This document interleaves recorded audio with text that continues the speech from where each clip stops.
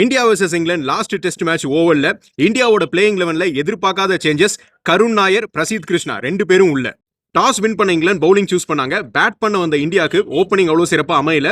ஜெய்ஸ்வால் சீக்கிரமே out. KL ராகுல் வழக்கம் போல கொஞ்சம் டெம்பரமெண்டோட விளையாட ஆரம்பிச்சாரு.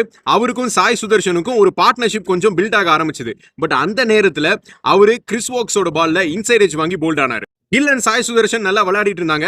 இந்த பார்ட்னர்ஷிப் இந்தியாவுக்கு கை கொடுக்கும் அப்படின்னு நினைக்கும் பொழுது கில் ஒரு அன்வான்ட் சிங்கிள் போனாரு. அவ்வளவு க்ளோஸான ஒரு சிங்கிள் போயிருந்திருக்க வேண்டாம்.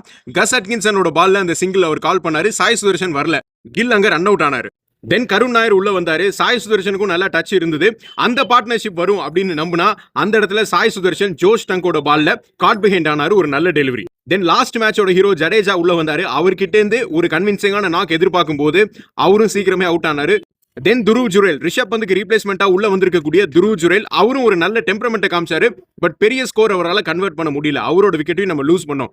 ரைட்டு, 150 ரன் தான் அடிச்சிருக்கோம், 6 விக்கெட் போயிடுச்சு அப்படின்னு ஒரு டிஃபிகல்ட்டான சிச்சுவேஷன்ல இருக்கும் பொழுது வாஷிங்டன் சுந்தர் உள்ள வந்தாரு. அவருக்கும் கருண் நாயருக்கும் இந்த இன்னிங்ஸ்ல ஃபர்ஸ்ட் 50 பார்ட்னர்ஷிப் அமைஞ்சது. கருண் நாயரோட கெரியர் கிட்டத்தட்ட டூ ஆர் டே சிச்சுவேஷன்ல தான் இருக்கு. போன மேட்ச்ல அவர் டிராப் பண்ணாங்க. இந்த மேட்ச்ல மறுபடியும் சான்ஸ் கொடுத்திருக்காங்க. கண்டிப்பா ஒரு பெரிய இன்னிங்ஸ் அவர் விளையாடியே தீரணும் அப்படிங்கிற பிரஷர் அவருக்கு இருக்கு.